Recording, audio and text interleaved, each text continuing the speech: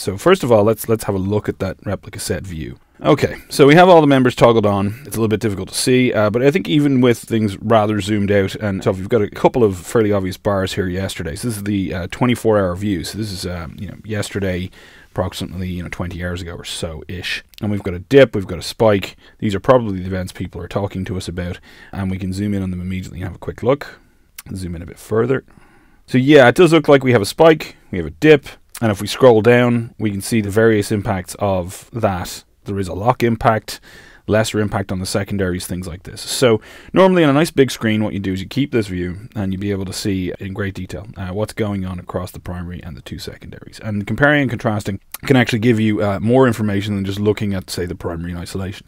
But just to make things a little bit more legible, make things a little bit more visible, we're going to start with just the primary. So let's click on that. I'll go to row view, so we just have a single graph per row here. We'll zoom in as before. We certainly do have two events that occurred yesterday here. We have a spike here, which is that sort of off greeny yellow color, which is inserts. So the sort of normal pattern for this replica set is a pretty steady set of inserts, sort of chugging along, doing the 450 or so, which makes sense. That's the loop that I have running at 2 millisecond sleep, just doing inserts otherwise. So it should max out at 500, coming in at about 450. And then all of a sudden here, we've got a big spike in inserts. Okay, perfect. So that'll be the first one we're going to look at. We're going to see what else we can divine from MMS graphs related to that event. And then the second event over here, the inserts are staying pretty constant in this case, but everything else seems to drop off, which is interesting, right? So the commands and the REPL set updates drop off, which suggests that the secondaries weren't quite getting as many operations as they were previously. Because remember, we discussed these lines before in a previous lesson. We talked about how they're essentially due to the number of REPL set update commands that are happening, which is basically the primary keeping track of what its secondaries are doing. So a dip there would suggest that something happened which had an effect on how quickly the secondaries were able to apply things. It looks like they might have been struggling a little bit here. So that's our second event. We'll get to that in a second. For now, let's focus on this first event, this spike in inserts. We'll zoom in on it completely so that we don't get confused with the second event.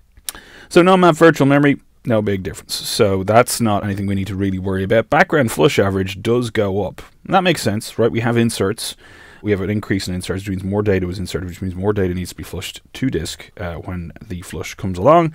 And so you'd expect the background average to go up. Chugging along at 400 inserts a second, 450, and it's spiked up to 3.1 thousand. So you've got 3,100 inserts a second going on at the peak here. And that's a nice, valuable little bit of information then, really, isn't it? So you can figure out where your I/O might start to slow down. It hasn't struggled completely. It's gone up to over 500 milliseconds. Okay, so it took half a second to flush that data to disk. The flush only happens every 60 seconds, so taking half a second to do it is not catastrophic. Certain other things can end up lined up behind a background flush average. You can imagine that does take priority sometimes. So you might have seen a little bit of latency as things were sort of queued up behind that flush to disk. But 500 milliseconds, in all likelihood, you're not going to have seen a huge impact there. You would have to been quite unlucky to see the impact there. So not struggling really at this point, but it is a nice, useful data point for you for capacity planning perhaps for the future. And you've seen how 8x almost your normal traffic impacts your I/O here. So it doesn't explain the event, but it does give you a nice, useful data point as a database administrator. The other graphs, connections, no real change here. The eagle-eyed among you might be able to spot that it actually goes from 25 to 26. So if you're really looking very closely and you're hovering over it, you could see that it would go from 25 to 26. So what does that tell us? Well, it tells us it was a new client, something new connected and did a bunch of inserts most likely, right? Now, it could be completely not related. It could just have been someone logging in to check on the database because they noticed something strange. So it's not definitively linked, but it is perhaps informative, okay? Now, you can imagine that if this was, 5,000 connections and went up to 5,001, it's not going to be as easy to spot, right? And you might have connection churn and lots of things connecting and disconnecting normally. So it may not be possible to see this kind of level of detail in a sort of normally operating cluster. But, 25 goes to 26 here, so we can make a reasonable assumption, I think, that it was a new client that connected and did a load of inserts. Memory-wise, no real difference here, nothing obvious, no spikes, and not surprising, 3,000 inserts a second is still probably not going to be enough to get us up to 2 gigs of data, unless we just happen to be at a tipping point. If we had, then we would have allocated a new 2 gig file, and you would have seen a step increase somewhere in these 2 green lines. Resident, we've already kind of established is pretty much, saturated. You're going to have a general churn there for data. On this M3 medium, 2 point something gigs is about as good as it's going to get. So nothing really to be gleaned from memory there. Lock percentage. Well, we would expect to see lock percentage go up when you do an extra bunch of inserts. So you can see it was sort of happily chugging along here at about 1.8%, and then it spikes up to 18.65. So that's interesting, right? So we had about 7 to 8 times the insert rate, but we had a lock increase that is somewhat greater than 7x. Okay, so a little bit greater anyway, and it's probably because you know, somewhat of a limiting factor in that loop. You know, it's got a 2 millisecond sleep, it's not arriving too fast, so it looks like whatever this was a little bit more intense, and that's where the spike to 3000 also plays in. So not really getting too much useful information in that, but one thing that you could check here is, where did this lock come from, right? So that's the effective sort of blended rate of lock. Where was the real impact? Now for us here, we only have 2 databases, and I wasn't going to be inserting into the local database, which is where the oplog lives. So we already kind of know that this is going to come from M202. But if you didn't know that in advance, this would be how you would check it. You'd have a look at sort of your suspects.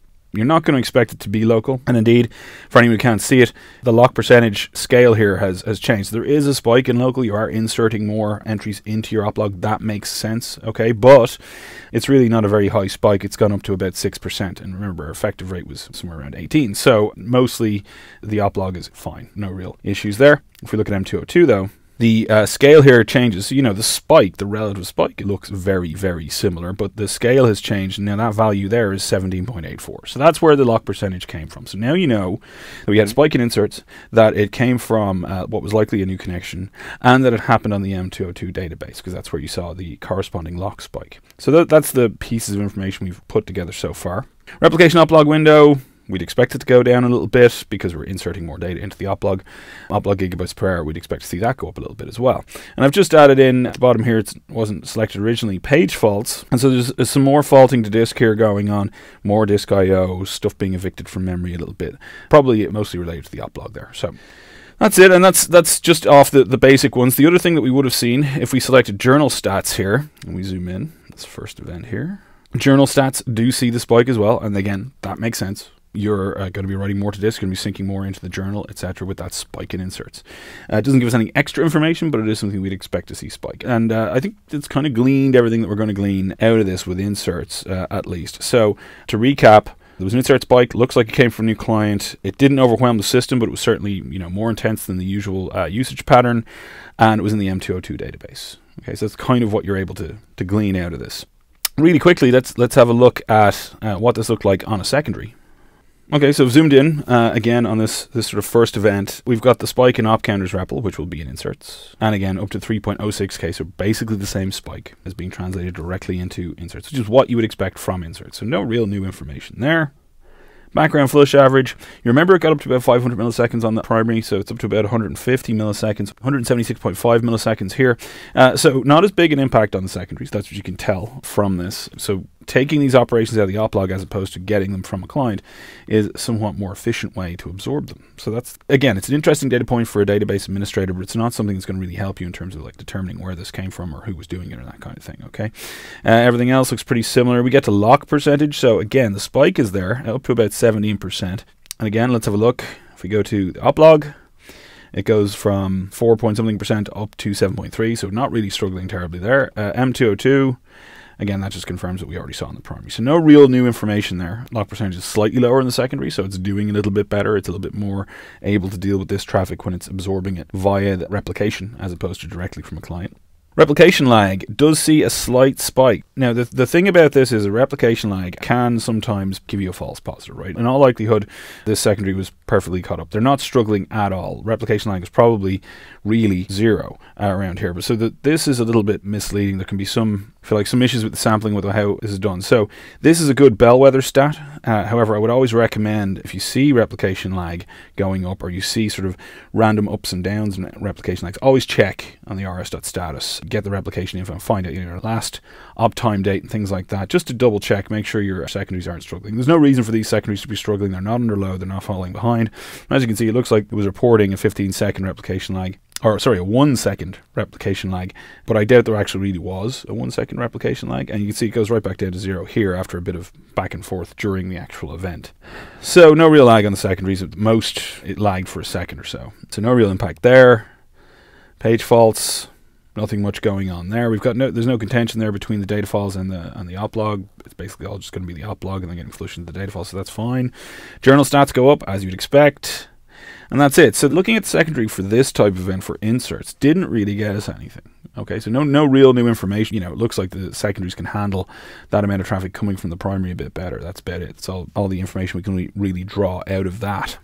Okay, so that's our first event kind of done. Pretty straightforward, bunch of inserts that came from what looks like a new client. So you'd probably try and track that down, maybe look at your logs, follow up that way, see if you can determine around that time frame, what opened up connection, what was the source IP, what did it do, if there were any slow queries there, what were they. You might be able to get an idea of the actual insert pattern, things like that. You could even go as far as looking into the op log for that window, pulling out the operations that were actually being done there, and determining, what was being inserted at that particular time to find out where they came from. Usually though, if you go back with we saw a huge spike in inserts from this time to this time, do you know of anything that was happening there? You'll get a pretty decent answer.